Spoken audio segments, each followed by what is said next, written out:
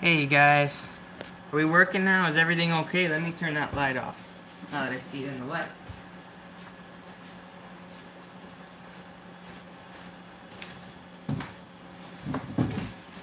Hey everybody! um, I had some connection issues there. I'm sorry about that. I think we're good now. Um, Thanks for your patience. Thanks for waiting. Jim, thanks for sticking around and thanks for coming to check it out. I'm a little nervous, but for those of you who are watching this in the future or now, maybe who don't know the channel, my name's Danny. We do a lot of 3D printing stuff, and a big part of this is painting things that we print. And so today, what I want to do, I know normally, I'm just going to start this, but I know a lot of the times, for those of you who are maybe used to more like painting live streams where they kind of go have an over-the-top view, I tried streaming through OBS the other night, and yes, it's a very big dragon, Jim. I tried streaming through OBS last night, and I was just getting too much issues. So what I'm going to do is I'm going to, I have a camera up there that's recording that has kind of a top-down view. It's a little bit easier. I think because of the size of the dragon, you'll be able to see a little bit better when I'm painting. But what I'll try to do is I'm just kind of walk you through what I'm doing. Disclaimer, I'm not a pro. I say this a lot.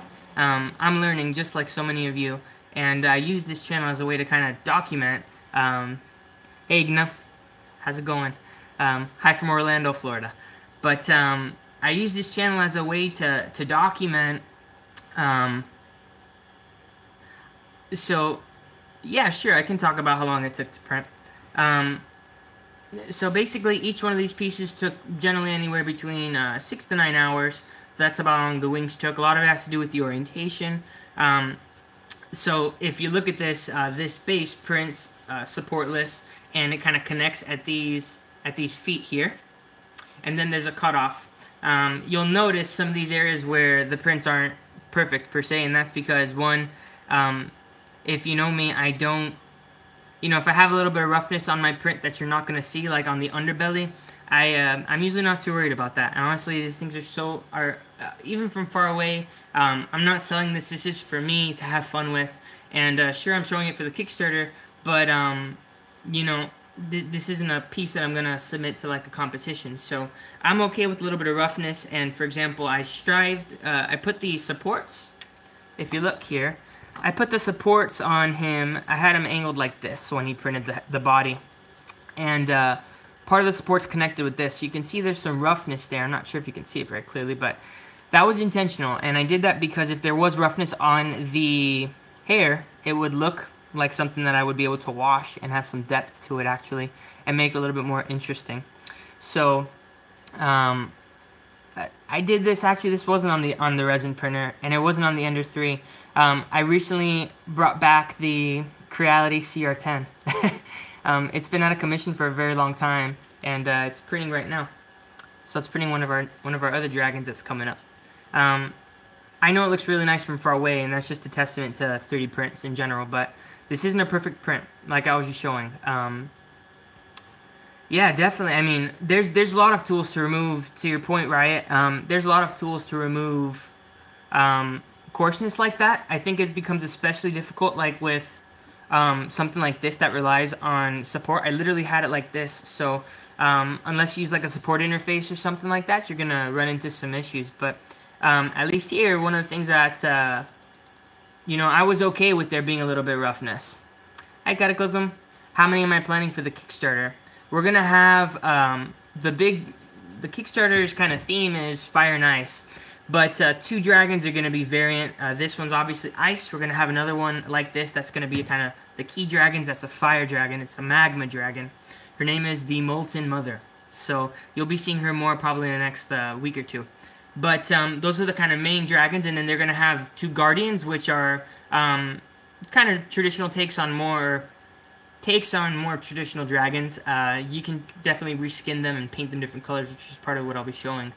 But those don't look like this, which is very clearly like an ice dragon straight from the top. Those look like more generic dragons, and I'll be showing you more of those later. That's one of the things that's printing now. So So there's going to be 2 guardian dragons, and there's going to be 2 which we're calling the twins, which is also a smaller fire and ice. I mean, there's still going to be very big dragons meant to be printed at 5 or 4 inches. And yes, the Kickstarter is to buy the files. Basically, what we're going to be doing is, I'm still considering, I'm toying around whether we're... Hey guys, hey James, Miss Casterin, dude, thanks for being here. All of you guys, I appreciate you joining in. But basically what we're going to be doing is, we're going to have 6 core dragons. There's going to be 2 that are going to be very clearly variant dragons, and the others are going to look more like your typical dragons that you might be able to fit into a D&D game and repaint, kind of like you would see like a Reaper or a WizKids or something like that silver dragon that you can paint different colors if you want. They're going to be made to be printed very big though, because I want these to be really nice prints. The bases are going to be a big part of it, and the funding goal is going to be really low. So that way when we break the funding goal, which I think we will, hope we will, the real fun part comes, the stretch goals, which is going to be a whole bunch of these really unique variant dragons that are, based on different themes. So what filler primer do I like to use when I need to use it? I use, let me take it out. I'll show you. If you just give me 1 second.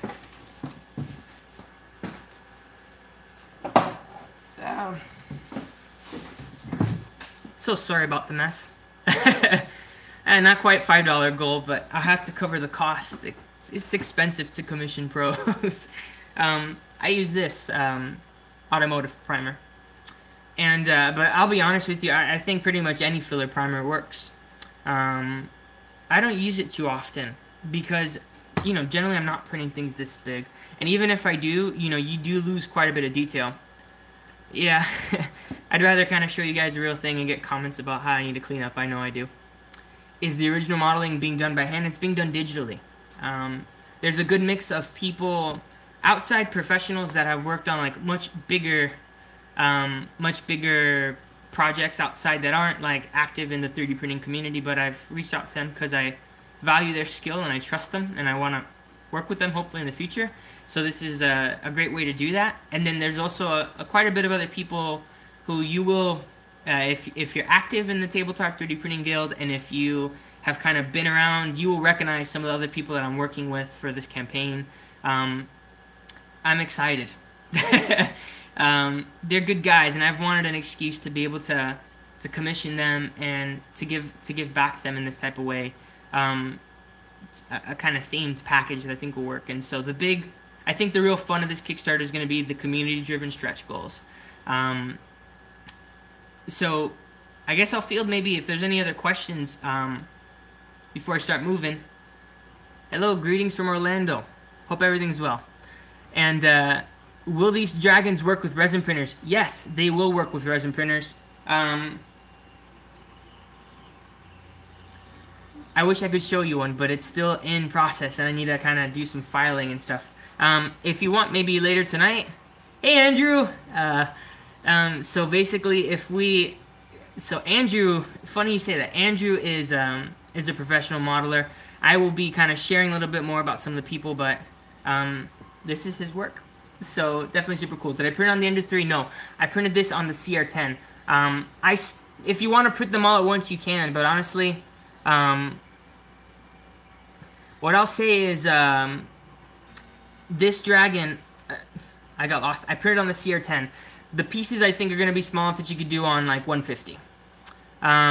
This dragon isn't the particular dragon of the Kickstarter. The kind of 2 main dragons are this one, the Father Frost, and the Molten Mother, who we're still finishing up. Did I land on a final profile after Mines? No, I didn't. There's a lot of really good profiles in the community right now. Fat Dragon Games has a couple of them for both terrain and minis. And they have a very active community. If you go to the Creality Under 3 group on Facebook, it has like 1 billion names right now.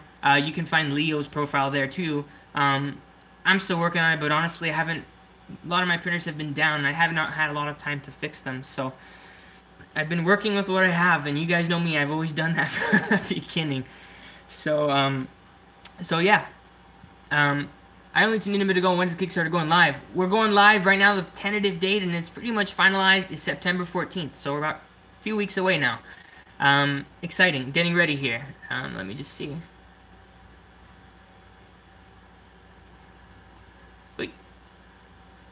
Receive some love from Brazil. Que hola, hacer it. Alright, you guys, I think I'm ready to start painting. So here's the general idea, just so I can kind of walk you through what I'm going to be doing for those of you who are kind of tuning in to see how I paint this guy. I'm trying to paint him like the art, but it's going to be a little bit different. I'm going to use my best kind of color mixing abilities. I'm going to start by painting him the bigger parts, this Vallejo game color Azul Imperial, which is Imperial Blue. And this is pretty much going to be my darkest base coat. And then what I'm going to do is I'm going to kind of dip in and I'm going to do a shade of Druchii Violet. I think that's the name of it. I really like Citadel shades. They're just the ones that work best for me. So that's going to take up most of this. And then on his crystals, I'm going to also paint his crystals like a teal or like a turquoise kind of. And I'm going to kind of shade those up, and I'm going to get lighter and lighter and lighter in order to be able to kind of get a much brighter color, more vibrant color than I'm going to on the scales. For the skin, there's this kind of belly part underneath here, and this is darker. This kind of underscale part, it's going to be darker than this, which is going to be a much brighter kind of mane. It's like his royal mane that I call it. And it's also got it back here in the tail.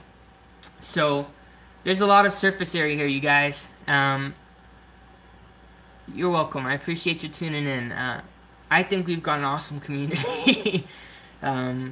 It's so welcoming, and I think I just think it's an extension of kind of the lovely community I felt when I started to do tabletop crafting, which is how I started to get kind of comfortable with the painting and so on and so forth. So let's get to it. I'm learning a lot. This is my version of a wet palette. It's really wet. I find Vallejo comes pretty loose already. So I'm just trying to. I'm sorry guys, I'm using my phone. I hope that's okay. I see someone is there asked, but what printer did I print the dragon on? I printed this whole dragon on my CR10. It's build volume wise will probably be good to print on still a 150 by 150 millimeter bed. So we're splitting it in ways that you'll still be able to do that. And yeah, everything is backwards. I'm sorry. I'm sorry, you guys. So just for anybody else tuning in, I've got a camera right here that is kind of filming at the top, and I'm not sure how the lighting is going to be. I'm trying to work with what I've got here, but the idea is to get another angle, and I can kind of show just it going through really quickly in order to be able to do that. So I'm gonna just drop this down a little bit. Hold the mirror to next to your screen and look at the mirror.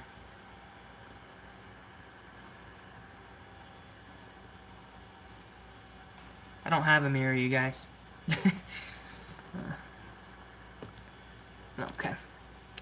Are we doing okay there so far?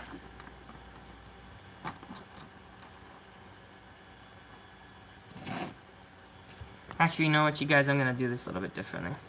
He's saying the picture is mirrored. I'm not sure how to fix that. Oh, I'm sorry. I'm just trying to make sure this can go well. So let's start. Have I tried the acetone vapor? The acetone vapor works for like some PLA pluses from what I've seen, and it also works for ABS. And I don't print in ABS. The only person that I know that prints this in ABS is Ryan Biesecker of Heroes Horde, and he kind of makes everything look like a slushy, and so he kind of just bends things. Yeah. So one of the things I'm learning to do with this is this wet palette. You know, the idea is that it keeps everything wet. It's the lighting is looking a little bit bright. Let me try something, you guys. I feel like that's too dark now. Hey Jacob. So one of the things, this is pretty much my basic setup. I got a little cup of water here. I've got the wet palette. I've got some paper towels here that I kind of keep next to each other, and I use it to just kind of dip in. And so, Yeah, it definitely is a very big model, and you know, one of the things I wanted to do. Yeah, no problem. I'll definitely be showing that. So we'll do a. I'm using an Imperial Blue right now, which is one of the darker colors. The idea is I'm gonna do a black, a really deep blue, and then I'm gonna do a purple wash in it to add some contrast. I don't want to do black or anything like that. Um, and so, yeah, I'm just mixing. I'm gonna have some really thick consistency. I'm gonna, if it's okay, you guys, I'm gonna kind of tip it down a little bit. What primer did I use? I used a regular, the grade primer that I always use, which I think is Rust-Oleum 2X. Will this video be placed later on the channel? Yes, it definitely will. Alright, now with this first layer, I'm going to be pretty much printing on a massive surface. So I'm not too worried about, you know, getting in there. You just want to spread it really thin. I'm using a size 2 brush. You know, more than likely, you guys, I'm going to have to end up doing a separate base coat anyways. I'm stopping here right around where the crystals are going to be going. Right.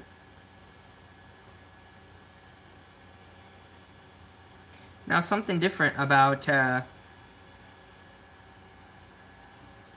just going to keep this on. Is that dragon scales is ancient for 28mm. This is actually a colossal scale, so it's even bigger than that. This dragon is a 5-inch base. But of course, you know, even at colossal scale, the dragons are scaled differently. Do I usually do any sanding first? Yeah, I do, and I did do some sanding on this one. Some of the rougher edges, I kind of left them rougher because you guys know me, I'm pretty lazy most of the time. But yeah, right now I'm just giving a generalist base coat. It's about the darkest I'm gonna get as far as this cool blue.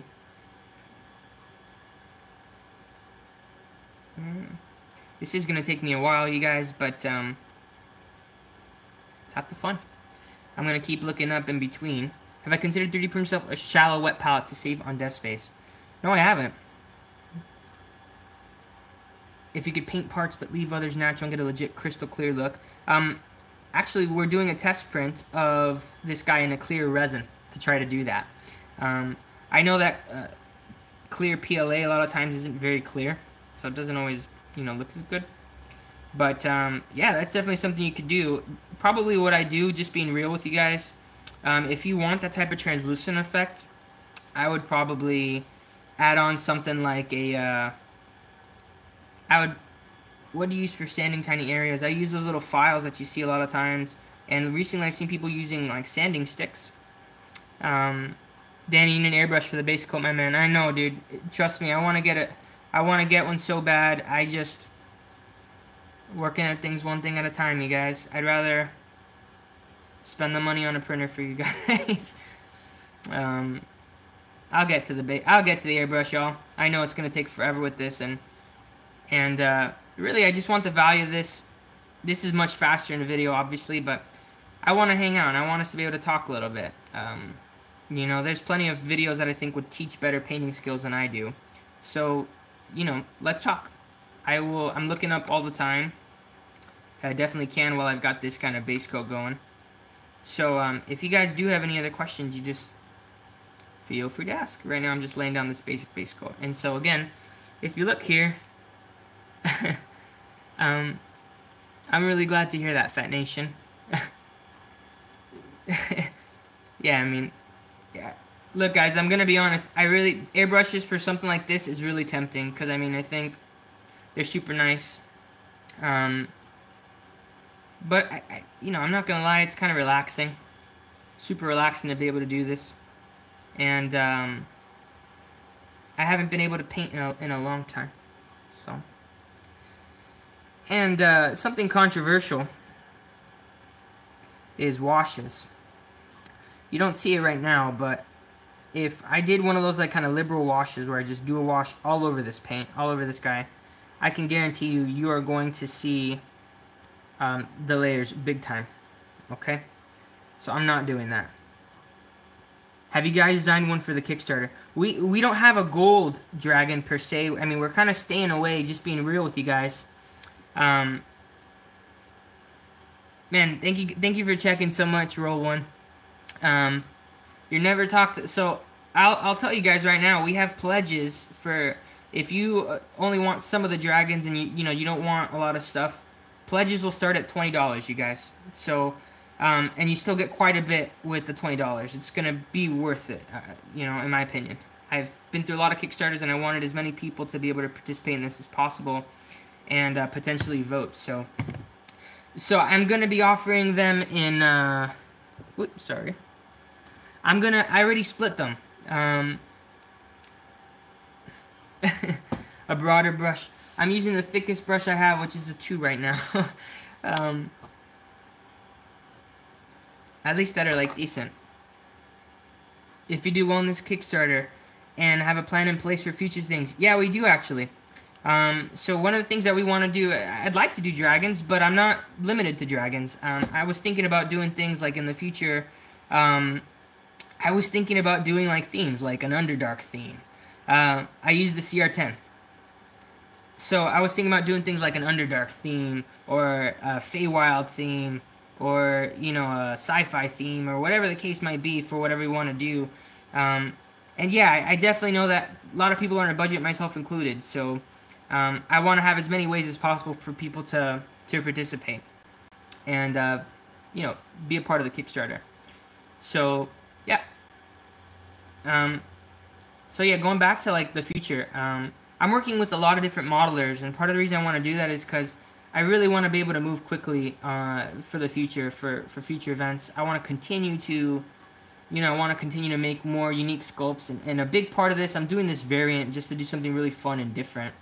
But a really big part of what I want to do is minis that aren't represented, We have guys like Miguel Zavala, MZ4250, who, dude, they are like heroes in our community for a reason. Dude, thank you. Thank you so much. But yeah, so we've got people like Miguel who, like, they're just doing so much good stuff, and I know it's like a hobby for them, and even with Patreon, like, he's pretty much the reason I say, I got a 3D printer when I thought it would be possible. And I think that's the case for a lot of people. But yeah, basically, one of the things is, I know that there's still a lot of people that want extra options and more variety, and I love the idea of having like different poses and having more variety. Like for example, with the orcs that Valendar did, we've got his orcs, we've got Duncan Lucas Shadow's orcs, and I love orcs. I use them all the time in my games, and even when I don't, I use them as a placeholder. So, me having more options for orcs is just awesome, and I kind of want that to be the case for the rest of them. Currently going through retraction tests to dial in mini printing. Anyone have a suggestion? On my CR10, I've gotten my retraction up as high as like 10. I know some people have gotten it up to 15. There's a lot of different settings to play with. Speed, things like that. So, keep trying. If you've done a tower test, I'm assuming is what you're doing, like not a temp tower, so I'm talking like the stranding towers, right? Support tower. Bridging. But you'll see there's retraction tests on Thingiverse all over the place, so yeah. One of the other things, like I said, the wings, right now I'm not touching the wings. Those are going to be painted like a more green. Am I a DM? Oh, I am a DM, actually. We're on a break right now. One of our players had a baby. And so we've been taking a break. We are due to play again, and if players are watching or watch this, expect a message from me soon, because we are time to get started. I ran this last campaign, and it was a homebrew campaign. We first started. I actually started DMing probably about a year and a half ago, so I'm not really a new. I'm not one of these like expert seasoned DMs. I really like. Matt Colville's channel. Am I Matt Mercer in disguise? No. I wish I was half as good looking as that dude.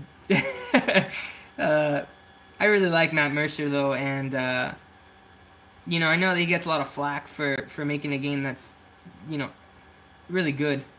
But I've only watched about 10 episodes of Critical Role, because they're so long, and I caught it late. But basically, that guy inspired me to up my DMing game, because I'd see him running the games live, and I was just like, man, this guy's so good. One of your players had a baby. Yes, it was almost like a soap opera. uh, no twist. There was no demon babies or anything like that. She's a beautiful little girl, and maybe she'll start coming to our games soon. Definitely, we have very family friendly games. Um, my group is the best, guys. They put up with me sometimes having a game as our night. We'll rotate houses, but a lot of times it's at our house because I've got 2 kids. I don't know if you guys know that. I've got 2 kids, and one of them is my little baby girl. Her name is Allie. She likes D&D. She calls it Dice Game. Did you ever run the published modules? The only published module that I ran was my first one. And that was Lost Mines of Fendover. It was my first time pretty much playing D&D since I was 16, and I played it and I didn't really know anything. And, you know, my friends, the story of how I got started D&D, if it's okay if I can tell it, I don't know if this is like the appropriate venue or if I'm going to bore you guys, but let me tell you guys something. So, I've always loved D&D, I've always loved RPGs, all that jazz.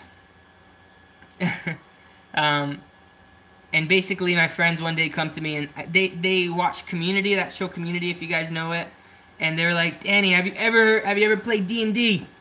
And and I said, yeah, dude, I want to play D&D so badly, but you know what? I was like, I don't know if I can convince my wife to play, and I really want her to be in the game. Like, I don't want to have one night a week.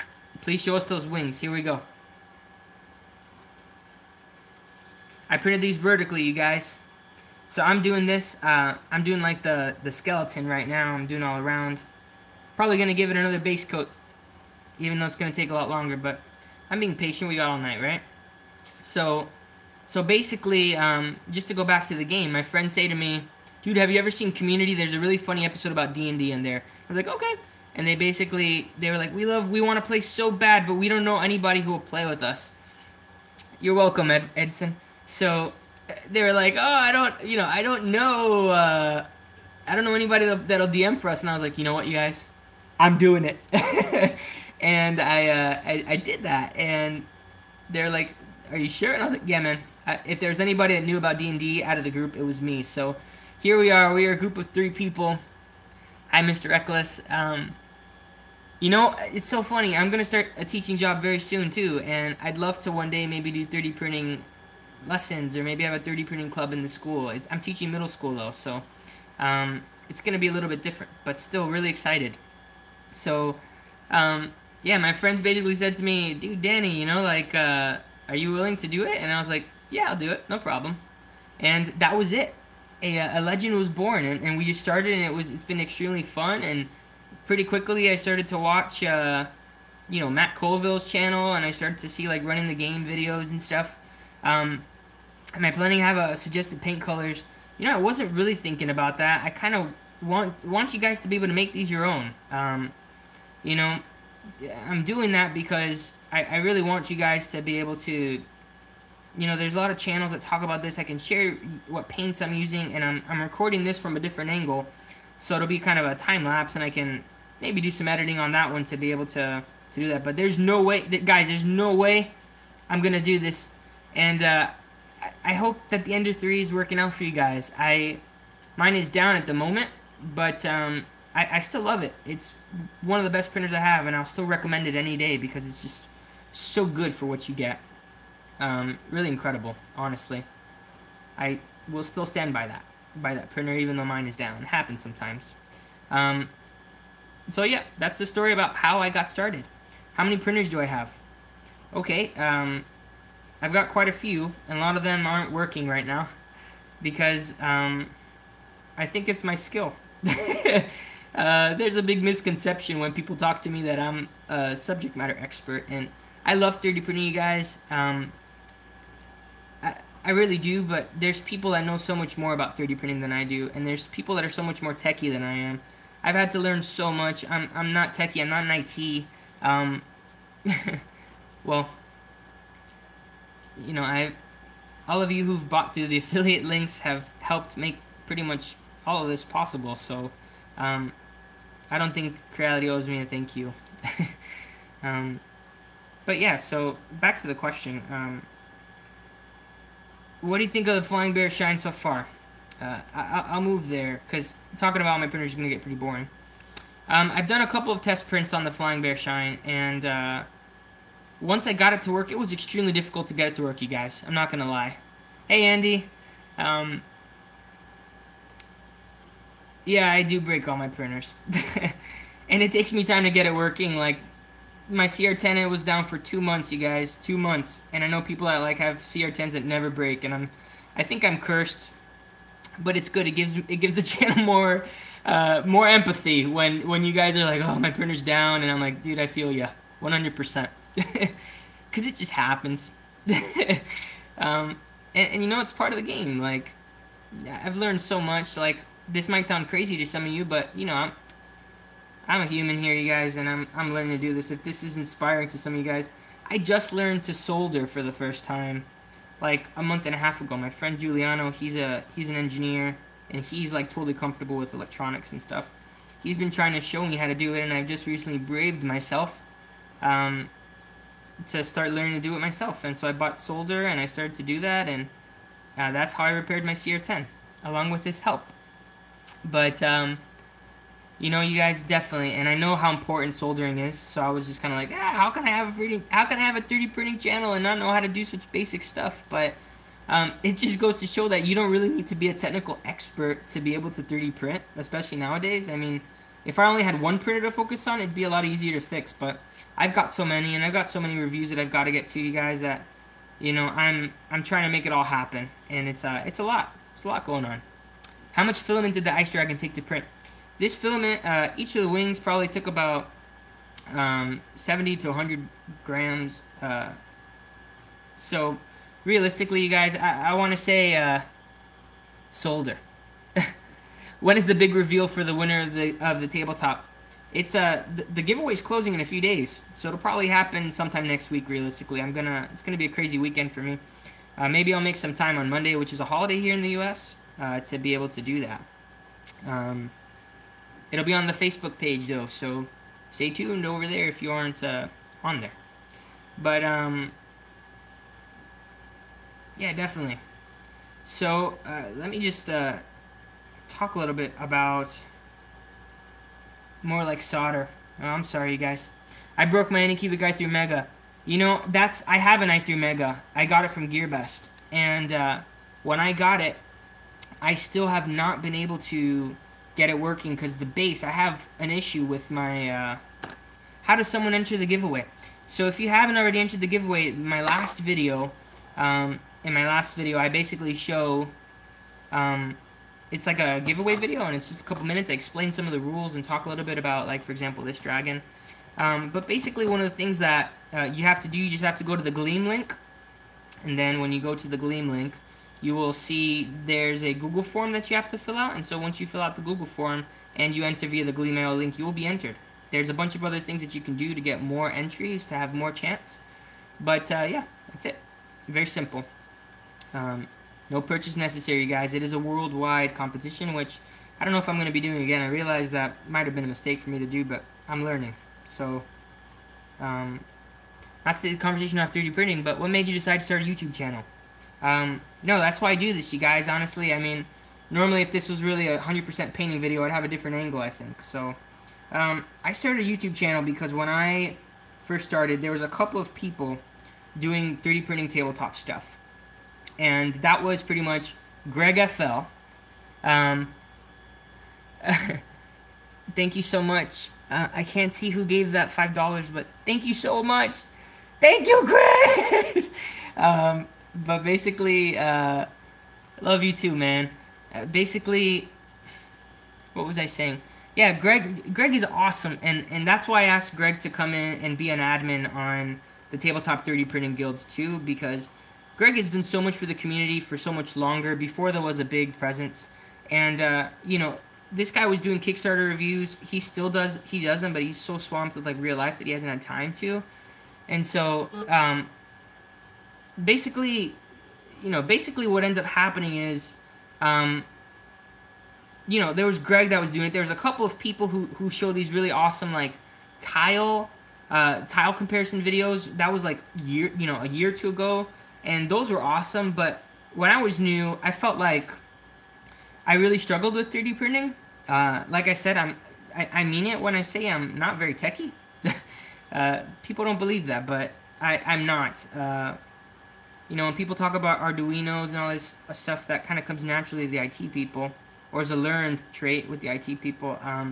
I realized something, and that's I have a lot to learn, and there was a lot of really general 3D printing channels like Maker's Muse, and 3D Maker Noob, and 3D Printing Nerd Joel, and I learned a lot from them, but it was more like just general 3D printing knowledge. And as I started to print minis, and I realized that that's pretty much all I was printing, what I realized more than anything was, this is like a totally different game, And every day I would see people on, I'm a computer person, but not an electronics person.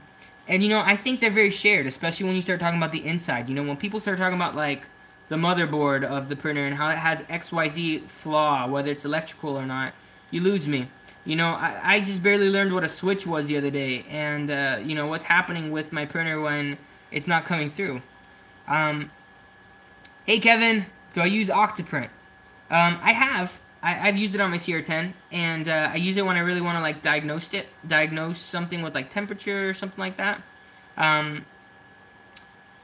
Saludos, tocayo. Hola, Alberto. Sí, yo puedo. Thank you. Gracias por venir, eh. So basically what we're doing is, with Octoprint, I'll use it, I'll connect. I've tried doing, like, Octolapse, because I really want to do better time lapses on the channel for you guys.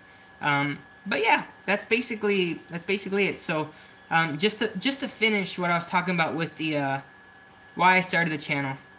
Hey, Evan. I started the channel, you guys, because I felt like every day I was seeing people on the D&D groups and in the crafting groups ask about 3D printing, ask about printers, ask about, have misconceptions about printing, think it's easy, or better, think that it's not good for whatever reason. And I didn't like that, and I felt like it was a misrepresented tool, and there was so many videos that helped me learn how to just craft in general, like Black Magic Craft, for those of you guys who do that. There are a lot of people that have flashed the Ender 3 with the latest version of Marlin, just to kind of interject real quick, but it's definitely possible, but I'm not very good at it, and I'm kind of afraid of flashing my firmware, so I just haven't done it yet. But yeah, I felt like there were so many channels that were really good with, I felt like there was a lot of channels that were really good with general crafting knowledge, and I felt like there was a lot of channels that were really good with, like, DM knowledge, so I didn't feel like me as a new DM would really be able to contribute much. But I felt like Greg was kind of all alone, and there wasn't many people actively making, there wasn't a lot of people actively making, like, this type of video for tabletop 3D printing. So I just decided to go for it, and, I decided, if anything, you know what, guys, I'm going to learn about this. I felt like, more than anything, this was going to be like a vlog for me. I was going to be able to learn about 3D printing as I did, and you know what, guys, that's been 100% true. Like, I've learned so much. Snail mail games.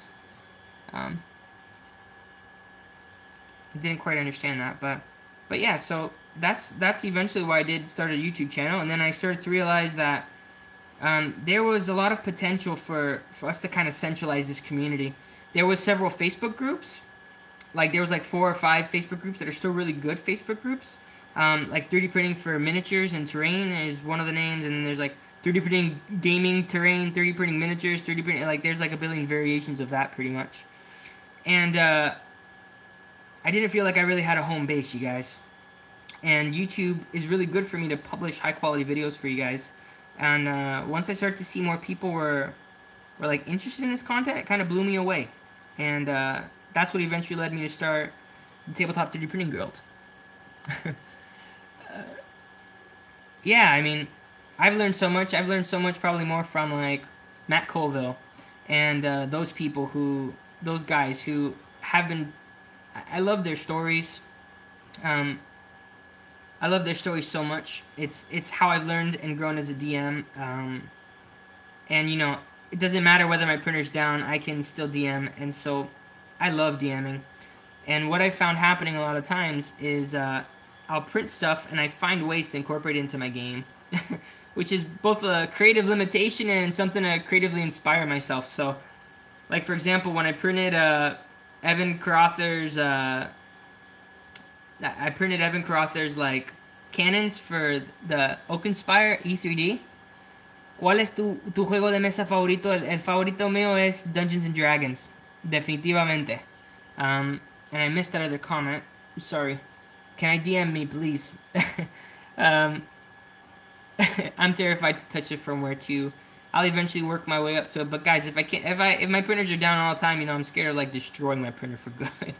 So yeah, I love DMing. I wish I could DM more, but I really don't have a lot of time as is. I've had to turn down some games locally that we've had, and it makes me really sad. But it's okay. It's okay. Yeah. So I love DMing. 3D printing has just been another way to do that. I kind of like to mix the two, you guys, to be honest. I like mixing.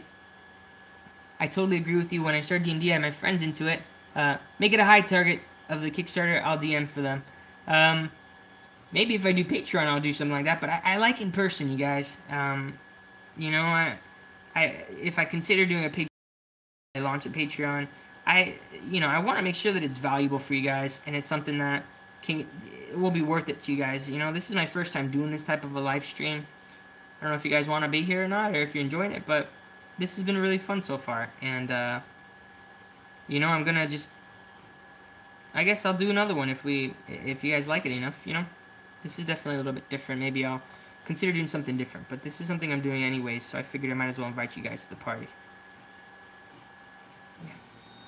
Anybody else have any questions real quick about anything? I guess I know we're painting here, but I'm just trying to have some fun with you guys. Or I can go back to the printers that I have and the issues I've had.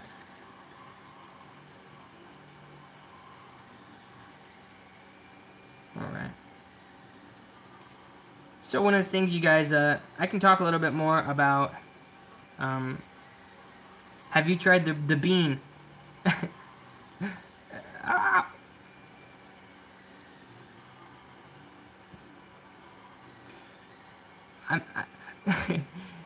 Well, I appreciate you guys being here. Is the Dragon for Tiamat campaign? I am going to have something like a combination of Mother of Dragons. If we reach that, it's going to be one of the stretch goals, you guys. But they're going to be based off the variant dragons. And we'll get to choose, you guys get to choose which dragons get unlocked as the campaign progresses. I haven't tried the Bean Resin Printer. 3D Maker Noob has kind of mixed reviews on it. I'm trying my best to answer you guys. It's good that we have such a small group, relatively speaking. What do I do to troubleshoot? Okay, so there's a lot of things that happen when you troubleshoot, okay? A lot of it is just kind of come from experience and seeing what's happening, what's not happening. But basically, yeah, coming with the Ender 3 from Tiny Machine is a really good idea, honestly. My favorite class to play, I haven't played a player class, but probably be Pally's. Do I prefer a particular brand of filament for my minis?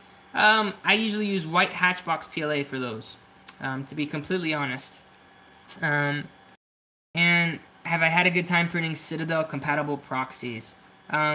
I haven't had a lot of time to play 40K, actually. It's on my list of things that I really want to do. I'm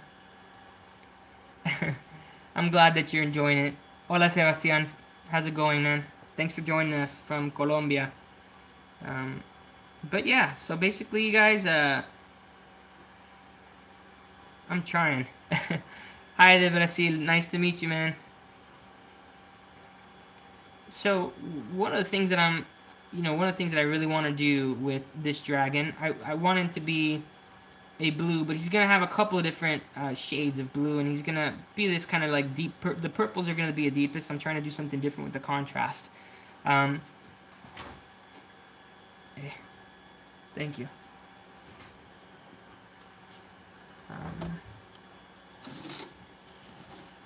Put the mixing water here.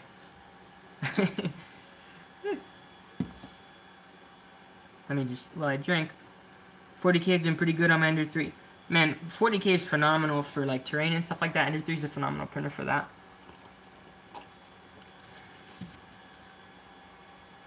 Yeah, you guys, so I know a lot of people that buy like cheap filament, and I'm using cheap filament for a lot of things. It's just for certain things, it's just I get better quality and better finish with things like Hatchbox, which is why I do it. And yes, this is FDM. Neville, thanks for tuning in so early, man. You must be a night owl like me. Definitely, this is really cool. I'm really enjoying this. Thanks. We're not going to finish this, you guys. We're going to get through it. Maybe we'll do a part 2 where we do this again, maybe next week. I just wanted to get something of a video up and have an opportunity to engage with you guys because I haven't had as much time to do the video like I wanted to. Yeah, I love white Hatchbox. There's something about it that's just really nice for me. And it's worth the extra cost. It's costing me about $20 lately. I don't know if it's going down in price to compete with like Amazon PLA or something like that. Or if they're like sourced from the same factory or what. I don't really know. But I'm not complaining about the cheaper Hatchbox. But you guys, I printed this. If you saw the blue, I printed this in a cheaper filament actually. It cost me about $14. It was Kevin Rink. I haven't tried Amazon PLA yet. I think it's still out, and the reason I haven't like delved into like filament reviews is because it's so subjective, and I'm not the type of person to like fine-tune every single profile to the filament, so which is why my prints could be better. I am just a little bit lazy on that. Simplify 3D does do great supports. For something like this, I probably should have done it in Simplify 3D, to be honest. Because I do love Simplify 3D supports. Mesh Mixer is good too. How do you recommend upgrading ANET A8 with the 0.2 nozzle? You'll definitely get better detail with the 0.2. And if you're good enough with the ANET, like you don't have any issues with it, dude, then go for it. Honestly, it's so quick. I don't see the harm in doing it, to be honest, or at least giving it a shot. If it does, if you start to jam or clog or whatever, then you can continue to play with your settings and work with it. But at the end of the day,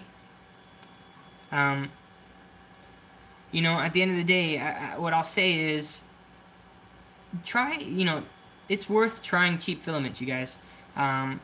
It's kind of like every single person who's new to 3D printing has to experience cheap filament. Oh my gosh, there's nothing I want to try more, you guys, than a dual extruder that has the ability to print 2 different types of filaments, because I want to try PVA solubles and minis, and I really want to try it for something big like this, because I have a friend who used it on his Sigma B3D, and I trust his opinion as far as like 3D printing stuff goes. Well, I gotta tell you, it's amazing. Like he's done some amazingly nice sculpts and printed some really beautiful things, but he is totally the type of guy to have like flawless settings, so that could be a factor too. Definitely something I want to try eventually. Oh man, what filaments do you guys have, Cataclysm, in Australia that you guys work with? Like, what are the ones that are most readily available?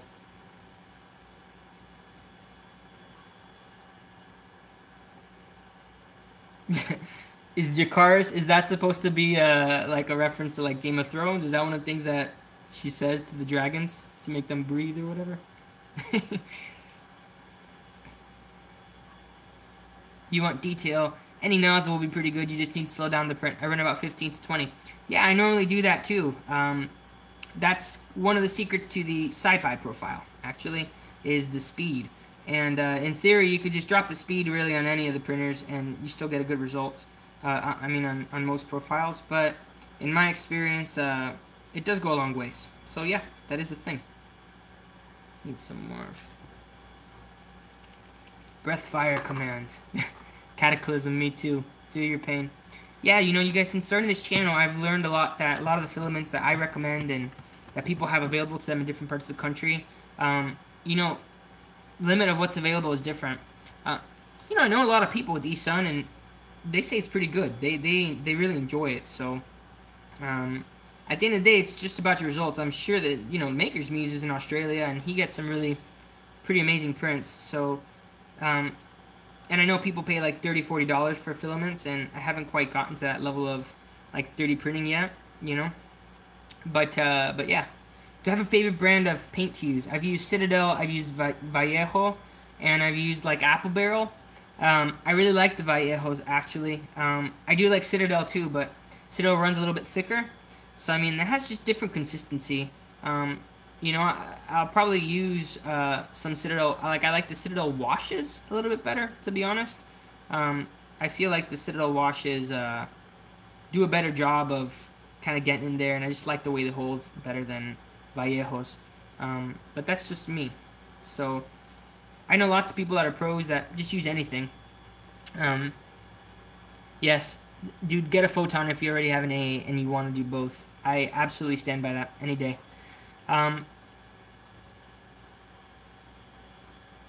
I just like saying Vallejo, Vallejo, Vallejo. No, I don't, but I could say it like whoever. Some higher end filaments. So I want to read that comment about higher end filaments. There's a definite difference. You know, you guys, a lot of the like big people, like, you know, I mentioned like 3D Maker Noob and 3D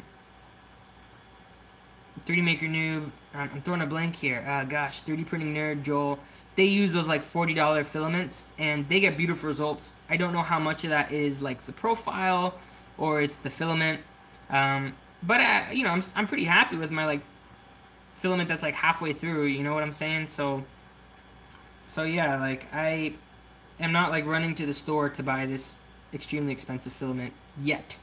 Maybe one day I'll try it, but not quite there yet. And either way, the cost is so much, you guys. I mean, cost is a big thing for me. If you haven't noticed, I try my best to like save money whenever I can, and you know, but ironic, of course, me coming from that and me painting with like really expensive paints, but yeah, exactly. It's hard to justify $40 for 50 to 750 unless there's like an extremely like unless there's something like extreme, like a specific color that's like crazy, you know. That's the only thing I'd say that I would do, you know.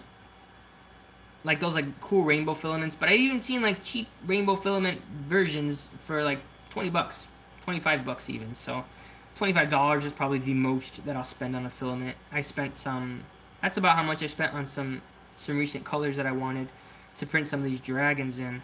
Oh, yuck. Thin my paints, you guys, thin the paints. Yuck. That was no bueno. Eso no fue bueno.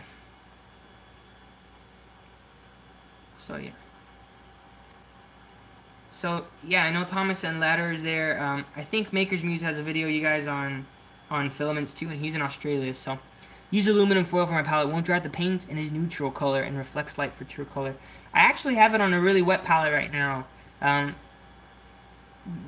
It is getting kind of dry. I'm wondering. I've never used a medium before. I've heard that that's something that I can do to really help, because it's drying out big time for sure. And a lot of people say I shouldn't need so much, but I'm not good at this, you guys. Seriously. I'm not good at this. Anyways. Okay. Now, you know what? I shouldn't have painted that blue. Oh well.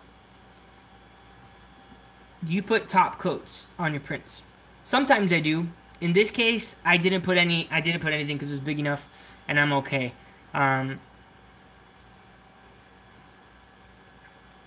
What if I'd wanted, for example, this, like if you see right here in the belly or in the hair, it's a little bit rough. I don't know if you can see it very well, but it's a little bit rough, and I decided to leave that a little bit rough. It kind of looks like hair texture, so I didn't mind it, and I ended up not smoothing that out the normal way like I do with polyacrylic, which is probably what I would have used. So I'm just not touching this up because honestly, this Vallejo is pretty good. It's pretty thick on here most places, and I mean, in reality, I should be doing another coat. Okay, you guys, come on. Let me level with you here. Should I do another base coat of this or what? I think it's looking decent, honestly. Valendar! Bill, what's up, man? Welcome. So should I add another base coat? You guys think this layer looks good? What do my pro painters think? It's looking good. Alright, let's move on to the second color. I got some drying here. I think it's ready for wash. I agree.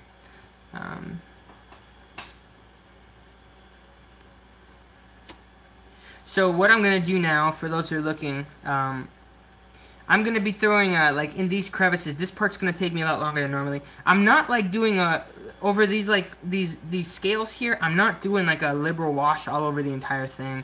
I'm just putting in a layer of wash like this in the crevices. Letting it pool. So I can get this deep, rich, I'm doing a purple wash. Druchii Violet. And, I'm doing that because what I want to do is, I don't want to do black, and I don't want to do any other color, and I think purple, it's, you know, it's a really nice end of the spectrum. It's going to look interesting, and it's going to make it look cooler, and it's going to add more contrast once I start coloring up those highlights to that brighter blue. So yeah, that's why. Is that making sense?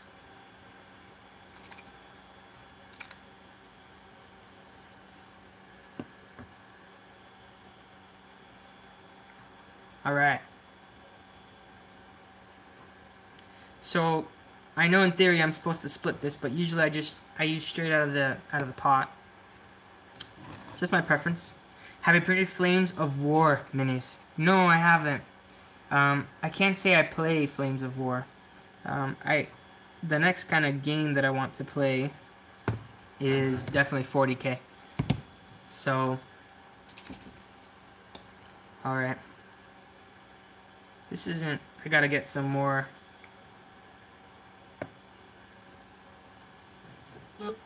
Alright, let's keep this going, baby. So like I said, what I'm gonna do is I'm going to kind of add it in right here. And it's okay if you know, I have some of it leak, because I'm gonna be touching up these edges anyways, so.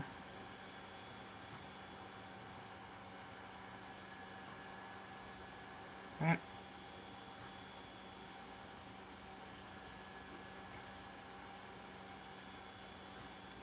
So you can see it's kind of richening the edges. Alright.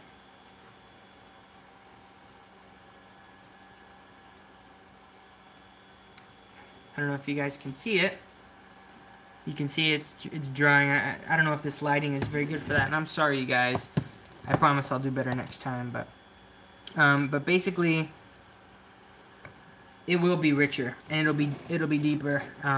It's really nice.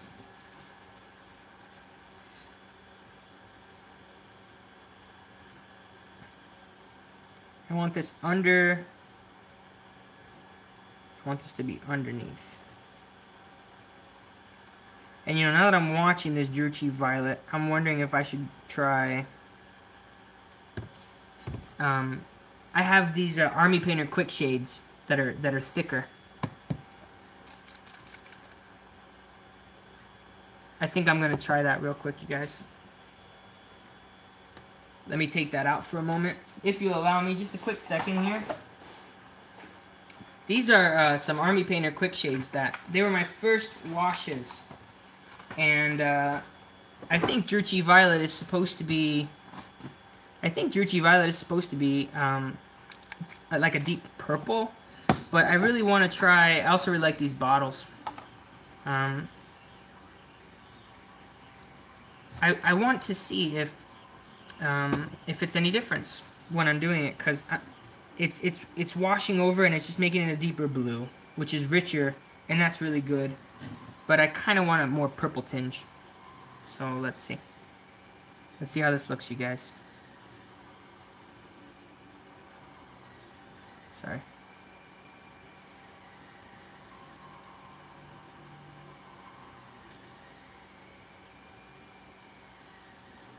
And I'm sorry, you guys, this is one of those moments where I am focusing. Alright, we're here. Yeah, I'm liking this purple more, so I'm gonna, moving forward, I'm gonna be using this army painter. Yeah, you know, I bought a bunch of dropper bottles to be able to like transfer them, but you know that's such a project I haven't quite gotten around to it yet either. I really like the dropper bottles more than like opening it and reclosing it too. So maybe that's one other reason why I'm just gonna use. So I'm being kind of sloppy, but some out with like blue on the wings to make them look like ice would be so cool looking. Yeah, I'm gonna do more of like a teal to white instead of a blue to white, which is pretty much what the legs are gonna be like. And so on certain parts of the legs, I am kind of applying a liberal wash all over it. The scales, which I'll show you at the end, but I'm going to end up doing a dry brush over this, so it's going to be really cool. It's going to make it kind of pop. It's really bringing out the blue here. You guys might not be able to see it very well. I'll show you in just a second. But, yeah. You know what? I think I'm going to just drag some of this out.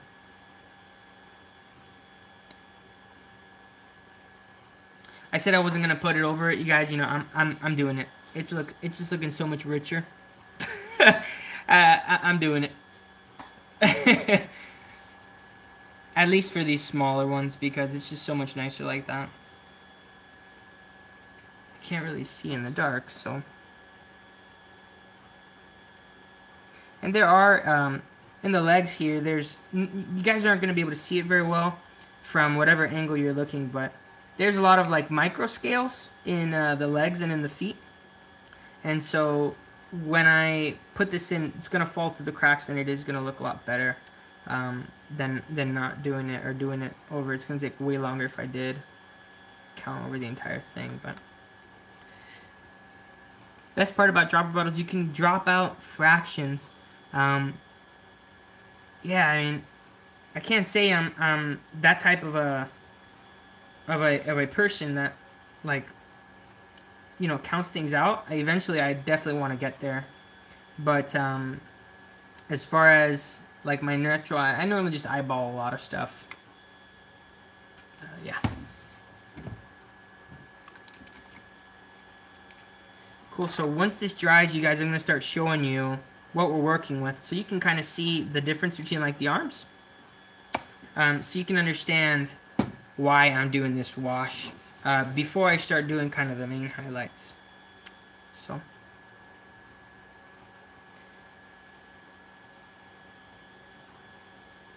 okay, see the wash is gonna look really nice to kind of accentuate, make some of these scales pop.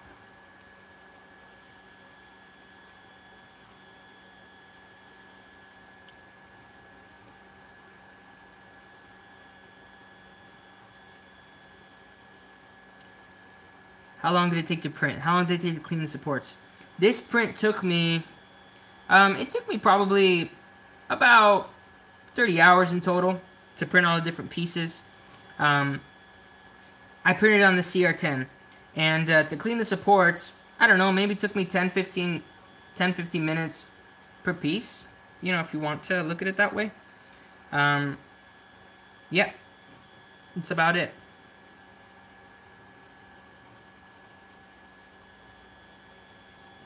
So yeah, the purpose of this wash, you guys, I'm going to show you with these wings.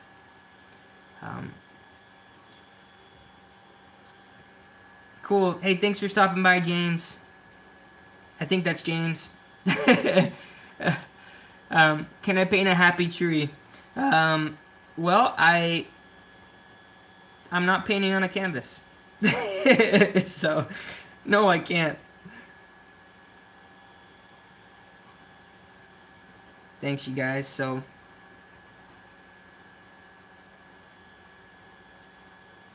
normally I don't advocate using a wash like this all over a mini, because what it'll do is it'll really bring out, if there's layer lines, it'll seep through the layer lines. So if you want to do that, in my opinion, what you really got to do is you've really got to like touch it up in order to make it, you know, make it not as visible. Put another base coat over it like you would normally, but really accentuate those areas, because if not, it's going to really show. you're gonna really be able to see that. So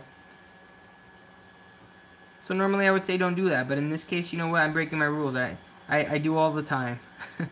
There is no science, you guys. Some people really are very objective, but unless we're entering into a competition, yeah, for my paints, not just prints. I watched your video into 3D. I now play D&D. Just got my... Dude, awesome, Joshua. I love D&D so much. What SLA printer do I have back there? Okay, let me scroll up real quick. Miscast Terrain. For those of you who don't know Miscast Terrain, that's my friend Trent. And I've been following Trent since I was doing crafting. He's probably the most succinct YouTube crafter that I know. And what am I most excited about the future? Honestly, I'm really excited about how fast the technology is moving. Because I think even like 5 years ago, I talked to like Arian Croft, who is one part of Ill-Gotten Games, him and Jeremy. And they talk about the printers that they had when they first started doing this, like, I don't know, 4 or 5 years ago. And they can't believe that we're at where we are now because they were struggling. Like, the printers were so much less reliable and just so much more... they were just so much more expensive for what you got. And nowadays, you can pretty much do so much with, like, a $200 machine, you know? And I know a lot of you are here because of that video of mine that talks about that. But it's, like, the real deal. Like, I probably have the worst luck of all the people in the 3D printing world. Because, like, so many people are, you know, so many people get much better consistent results than I do. So, yeah. There's that. Just doing another wash to this tail. I'm not happy with how the tail came out with just exclusives. So I really want to richen and make it a that deep purple rich. It's really nice, you guys. I'm really enjoying it. So now let me get back to... Oh, I'm getting these bubbles. So yeah.